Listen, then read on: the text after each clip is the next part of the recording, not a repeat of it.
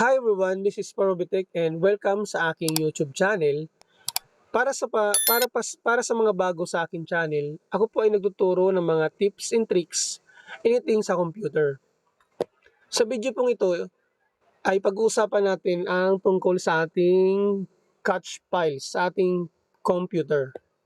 Sa mga hindi pa po nakakaalam, ang cache file po is yung mga nai-imbak po sa ating computer na mga files po na mga data na minsan pag sa katagalan ay nagko-cause po siya ng lag sa ating computer. Minsan iniisip natin sa katagalan nagbigla na lang nag-shutdown ang ating mga apps. Nagiging laggy na po siya. Yan, ganyan po ang ano po ng cache files. And tuturuan ko rin kayo kung paano niyo siya i-delete sa inyong computer para maging smooth ulit at maging 100% na mabilis ulit yung computer nyo nung experience na bagong bili. Yan. Ang una po natin gagawin is punta lang tayo dito sa search. Type lang natin yung run. Yan. Open natin yung run. Hindi po to. Windows R po. Para short command, yan. Ayan, run. Pwede rin pong Windows R para sa shortcut key. Windows plus R. Yan. I-type lang po natin yung pre-pitch. Pre-pitch. Then, okay. Yan.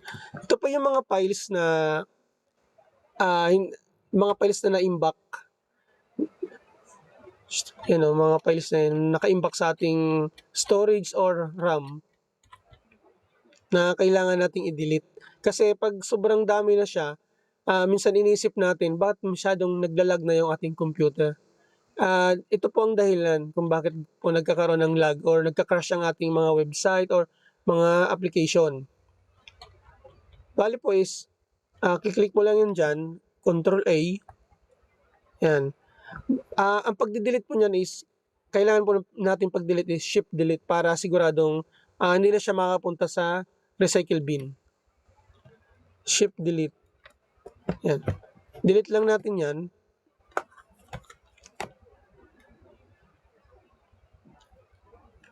Yan. Delete natin to. Shift Delete. Yan. Close na natin siya. Then, Windows R ulit. Windows R. Type natin ang temp. Type temp. Okay. Yan sobrang dami po niyan. Yung yan po ang tinatawag natin mga basura. Basura na hindi natin kailangan sa ating computer. Na-stack lang po siya dyan.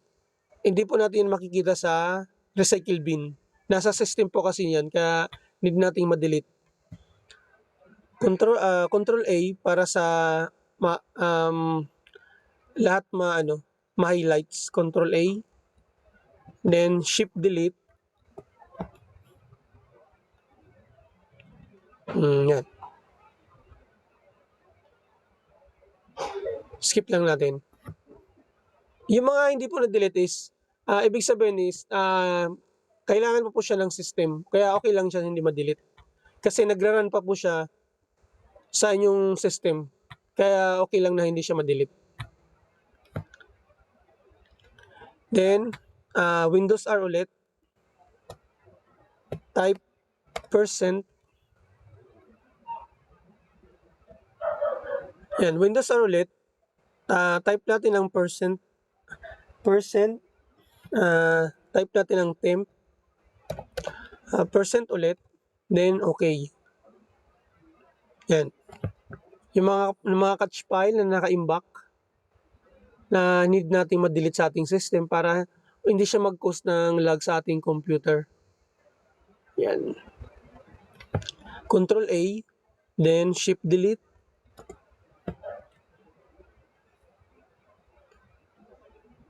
Hintayin natin ma-delete siya.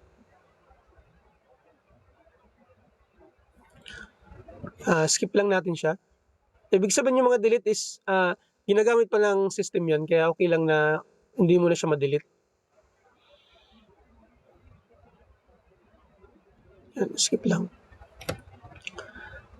Yan o, dinidelete na ng files yan. Tapos pagkatapos nito mag-delete natin is need natin mag-restart ng ating computer. Yan. At least nabawasan na siya.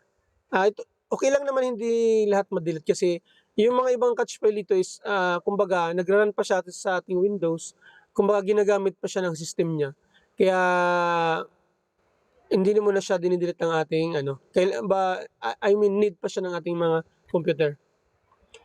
And X lang natin to, close lang natin yan. Type run ulit, Windows R. Type clean, clean mgr. Yan. Clean mgr. Okay. Yan. Dito guys is pagdi-delete tayo sa drive C, yung yung storage na naka-install ang ating Windows. Yung ating major files natin. Yan no. Make sure lang na naka-ano siya, naka-check lahat. And okay. Delete files. Yan. Huwag kayong mag-alala guys kasi walang madadamay na ano dyan, major files na nakakasira sa ating computer. Yun lang yung mga dinidelete nyo, yung mga basura ng ating computer, yung mga hindi na masyadong kailangan. Yan.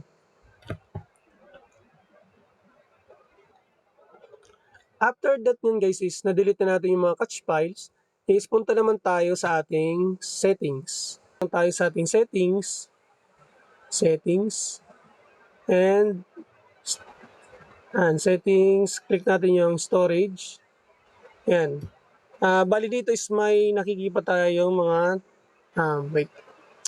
yan, clean up drives, clean up recommendations. Ito yung mga files na nakasave sa ating downloads. Yan, pwede natin siyang i-delete or kung need nyo, kahit depende sa inyo. Yan, yan mga ganyan na files. Makikita nyo naman kung gusto nyo siyang i-delete. Depende. And dito sa ating temporary files, bali nag-delete pa siya. Yung mga delete natin, 0 bytes niya, recycle bin, downloads, so delivery optimization files, bali okay na, na-delete na siya. Yan. Yan lang guys, sana nakuha nyo at nakuha nyo yung kung paano siya mag-delete ng catch file sa inyong computer at sana nakatulong sa inyo. And huwag kalimutan mag-subscribe and palike na rin ng notification bell at para updated kayo sa ating mga video. Salamat!